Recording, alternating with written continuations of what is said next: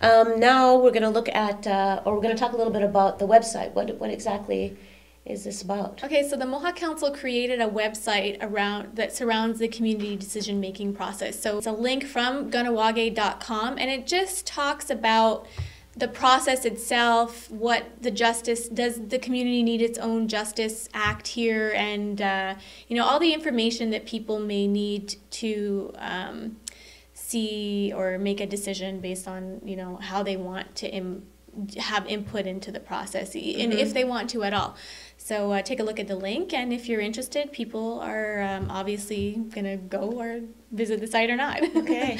You might notice that there's somebody missing here today. Yes. Yeah, our Lance. Our Lance is out not feeling well today, and I guess that kind of is a great segue into our next segment, which is the flu season. Yes. And there are many people preparing for the worst. Yeah. I mean, I know from organizations right down to individual community members.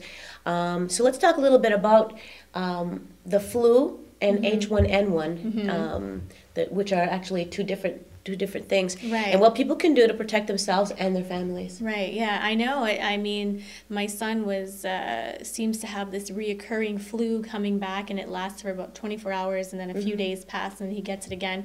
And I know that just reading from Facebook or even being out in the community, that there's a lot of people who seems to be an outbreak of the virus this week, within the past couple of weeks. So what I did was I contacted Kellyanne Malush from Emergency Preparedness to see what kind of pandemic plan does Kahnawake have in place. Okay. And we're going to go and speak with her.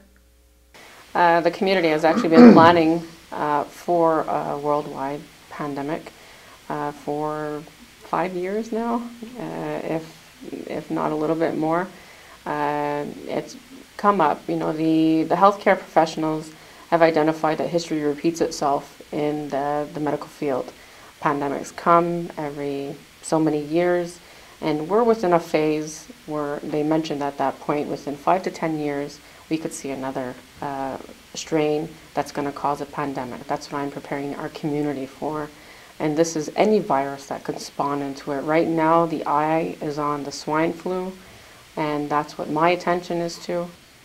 It's a concern, but we have all bases covered. I mean, if people are very aware of what's going on, and if they have symptoms, they need to make sure that they get looked after. Increase our prevention measures and reinforce, hand washing is the really key thing. The 72-hour kit is for if there's any type of natural emergency that happens. 72 hours will allow the emergency services to set up evacuation centers if needed, or any type of resources that maybe the community services can help you with as a family. What we're asking is that each individual family be prepared. As mentioned, it's up to us to learn as much as we can about it, but bearing in mind that we always need to take our information from reliable sources. Yeah, and take care this season coming up. Yeah, definitely. Stay healthy. Yeah. Okay. All right, so now we're going to move on to K103 News. Yes, K103 News. Speaking of K103 News. Yeah. New news director. Definitely. They put out a release this week. Or, well, just a quick statement, I should say, about K103's news department. Has a new news director, which is Greg Horn. He's a graduate of Concordia's journalism program. Right. And has been on the beat here in Kahnawake for a long time. So they put out a statement saying that he had joined their team, and he is there part-time, and he's going to be providing direction to the team and stuff like that. So, all the best to K103, and I think it's a great addition to their team. Yeah, Thank you. Quick statement. Yeah.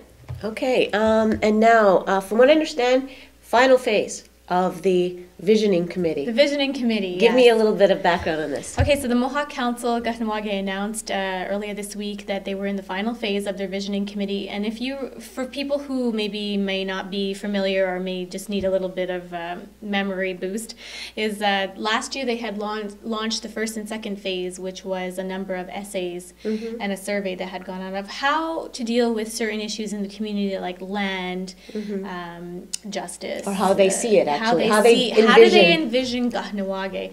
So in, I think it was in Aorihwa, they had a number of writings from some of the youth in the community. Yeah, those are and really other interesting. Yeah, and they were great, you know. Yeah. So how they envisioned Kahnawake and what they would like to see. And then they went on to the second phase, which is a survey. And now the third phase and final phase is the committee. Now the committee consists of Alex McCumber, who is the lead, Trina Delormier, Davis Rice, Tanya Williams, and Connie Malush. And Jessie Deer has been asked to act as a youth intern. A youth rep. Yeah, exactly. Okay. So, Perfect. the third and final phase will involve workshops to be held in November, and individual workshops will be scheduled for the topics outlined that we just talked about. And some final results from this entire process will be available in December, according to the Mohawk Council. So, it should be Yeah, interesting. okay, I think it's a really interesting way to gather information on what the thoughts, or like you said, a vision of Kahnawake Ronu.